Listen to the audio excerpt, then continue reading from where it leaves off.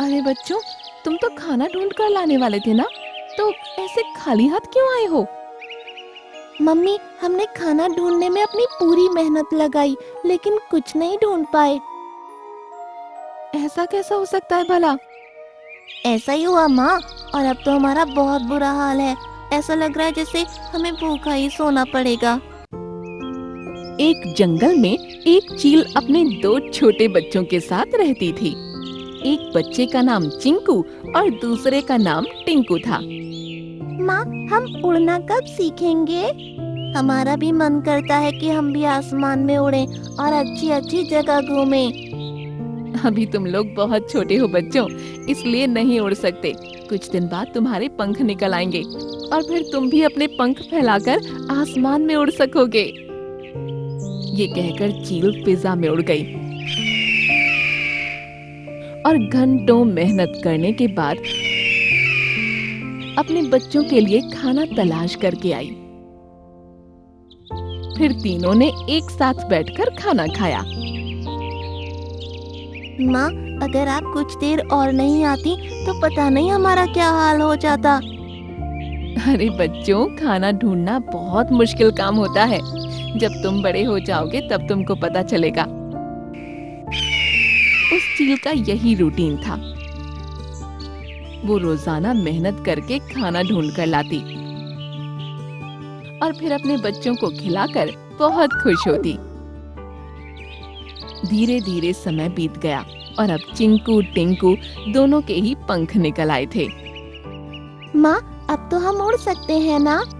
हाँ, लगता तो यही है। चलो कोशिश करके देखो। उसके इतना कहते ही दोनों एक एक करके अपनी डाली से नीचे कूदे और पंख फड़फड़ाकर फिजा में उड़ गए। चील माँ अपने बच्चों को उड़ता देख बहुत खुश हुई और फिर उसने उन दोनों को बुलाकर कहा, बच्चों, मैं इस उम्र में भी हम तीनों के लिए खाना लेकर आती हूँ। पूरा शरीर टूट जाता है। अब वक्त हो गया है कि तुम लोग अपने और मेरे लिए खाना ढूंढ कर लाओ और मेरी बाकी की जिंदगी आराम से बैठकर खाते हुए गुजरे। हाँ माँ, क्यों नहीं, हम अभी खाना ढूंढ कर लाते हैं। ये कहकर वो दोनों फिजा में उड़ गए। चील माँ उनको देखकर बहुत खुश हो रही थी। भैया चलो, सबसे पहले काली पहाड़ी पर चलते हैं, वहाँ की बहुत तारीफ सुनी है। हाँ चलो चलते हैं। वो दोनों काली पहाड़ी गए और वहाँ खूब मौज मस्ती की। उसके बाद वो तालाब पर पहुँचे और वहाँ भी मौज मस्ती करने में अपना वक्त गुजारा और शाम तक इसी तरह इधर उधर घूमते हुए वो वापस अपने घोंसले पर पहुँचे। चील ने उन्हें खाली हाथ देखा तो सवाल किया, अरे बच्चों, तुम तो खाना ढूंढ कर लाने वाले थे ना, तो ऐसे खाली हाथ क्यों आए हो?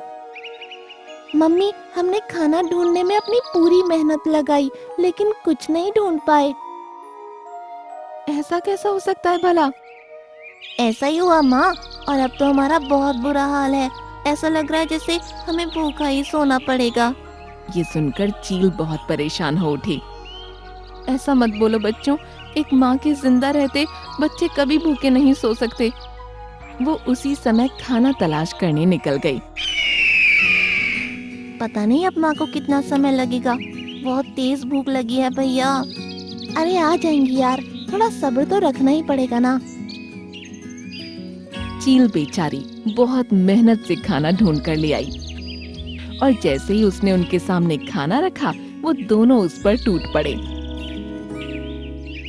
चील अपने बच्चों को खाना खाता देख बहुत खुश हुई। खाना खाकर वो दोनों सो गए और अगली सुबह फिर से निकले। आज भी वो दोनों घूमे फिरे और भूखे ही घोंसले पर वापस पहुंचे। चील माँ ने भूख से बिलखते बच्चों को देखा तो परेशान हो उठी और कई घंटों मेहनत करके फिर से उनके लिए खाना ढूंढ लाई। लेकिन तीसरे दिन भी जब ऐसा ही हुआ तो चील का माथा ठनका। उसको लगा शायद उसके बच्चे उसकी परेशानी को समझ नहीं रहे। इसीलिए अगले दिन उनके जाने के बाद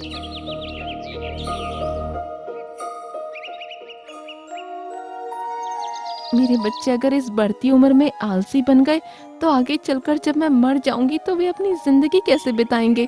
मेरा तो ये सोच सोच कर ही दिल घबरा रहा है।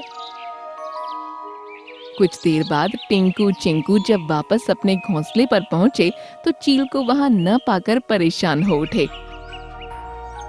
उनको अपने घोंसले के पास मिट्ठू तोता, चिड़िया और एक कौवा बैठा हुआ दिखा। मिट्टू अंकल, आपने हमारी माँ को देखा है? पता नहीं कहाँ चली गई। अगर वो नहीं होंगी तो हमारे लिए खाने का इंतजाम कौन करेगा? हमें तो बहुत तेज भूख लगी है।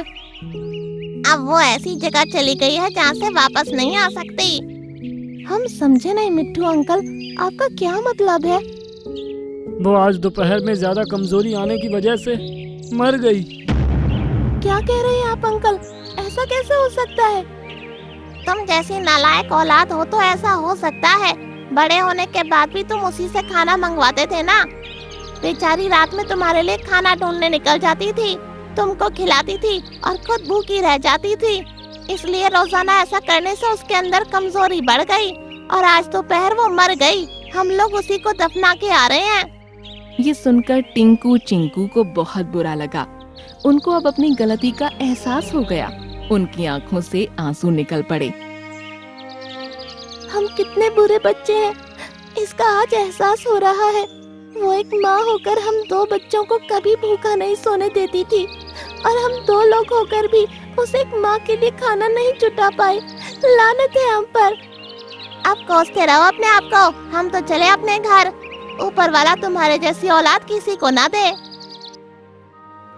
ये कहकर वो लोग तो चले गए, लेकिन उन दोनों बच्चों को अपने ऊपर बहुत घिन आ रही थी। पूरी रात वो दोनों रोते रहे और सुबह होने पर जब फिर से भूख लगने लगी तो निकल पड़े। आज वो मौज मस्ती के मूड में नहीं थे, वो बस खाना तलाश कर रहे थे। भैया, कितने घंटे हो गए खाना ढूंढते हुए, लेकिन अभी तक कुछ नहीं मिल सका। माँ तो हमें भूखा देख बेचैन होकर कितनी जल्दी खाना ढूंढ लाती थी। उन दोनों की आंख से फिर आंसू निकल आए। शाम होने तक उन दोनों ने खाना तलाश किया और फिर अपने घोंसले की तरफ उड़ गए। घोंसले में आकर उनको फिर से माँ की कमी खलने लगी।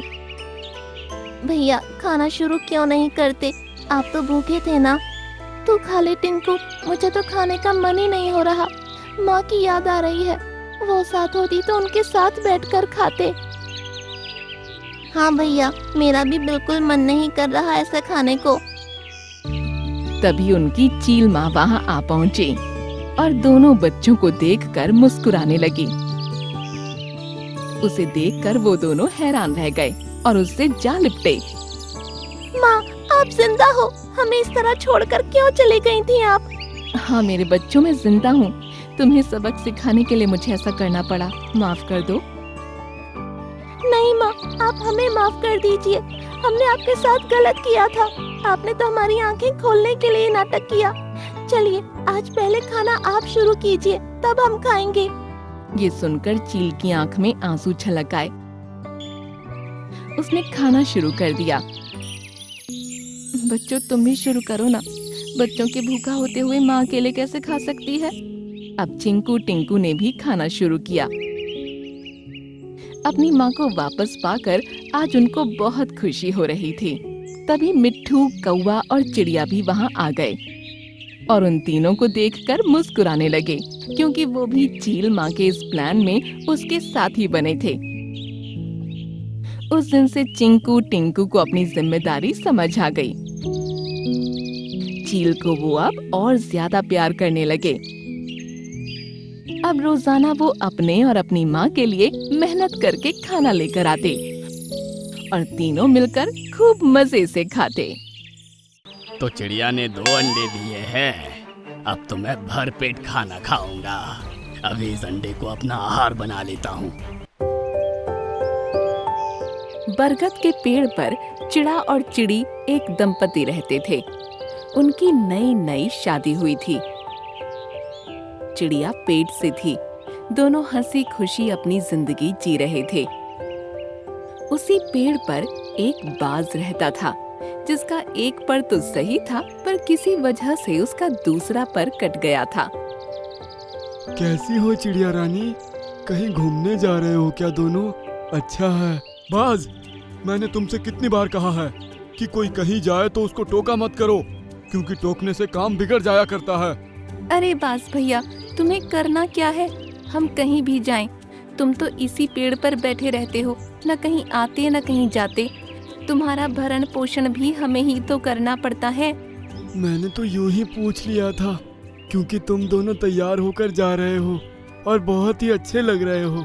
भगवान तुम्हारी जोड़ी ऐसे ही बनाए रखे। शुक्रिया, पर तुम्हारी जोड़ी तो कभी नहीं बन सकती, क्योंकि तुम्हारा तो एक पर ही नहीं है। चिड़ा चिड़िया उससे इसी तरह बातें किया करते थे, क्योंकि पेड़ पर कोई और न होने की वजह से उन दोनों को ही कुछ न कुछ खाने के लिए देना पड़ता था। एक दिन की बात है, चिड़िया सेब खा रही थी। अरे वाह, मजा ही आ गया। मेरे स्वामी न जाने किस पेड़ से तोड़कर ये सेब लाए हैं, इसका तो स्वाद ही निराला है। चिड़िया रानी, क्या खा रही हो? मुझे भी बहुत तेज भूख लगी है, थोड़ा सा मुझे भी दे दो। इस बाज की नजर तो हमेशा मेरे खाने पर ही रहती है। इसको नहीं पता कि मैं पेट से हूँ, हमेशा मेरे खाने को नजर लगाता रहता है। क्या हुआ? आज कुछ बनाया नहीं क्या? लाती हूँ, रुको। चिड़िया रात का खाना बाज के लिए ले जाती है। जैसे ही बाज उस खाने को खाता है, वो समझ जाता है कि ये रात का खाना है। चिड़िया, ये तो रात का खाना है, आज कुछ ताजा नहीं बनाया क्या? जो है यही है, खाना है तो खाओ, नहीं तो राम राम। तुम रोज ही मुझे रात का खाना दे देती हो और तुम रोज कुछ ना कुछ अच्छा खाती रहती हो। आज मुझे भी कुछ अच्छा खाने का मन है, मुझे भी कुछ खाने को दो ना। खुद तो इस पेड़ पर बैठे बैठे मेरा दिमाग खाते रहते हो, कहीं उड़कर जा नहीं सकते। बस इसी पेड़ पर तुम्हारे दिन बीतते हैं। जो खाने को मिलता है उसमें भी तुम्हारे नखरे रहते हैं। अरे, मेरे पति दिन रात मेहनत करके खाना लेकर आते हैं और तुम चाहते हो कि वो खाना मैं तुम्हें दे दूं? जो मिलता है उसे खा लो। बाज चुपचाप वही बासी खाना खा लेता है। रोज उसे चिड़िया की कड़वी बातें सुनने को मिलती, पर वो कर भी क्या सकता था?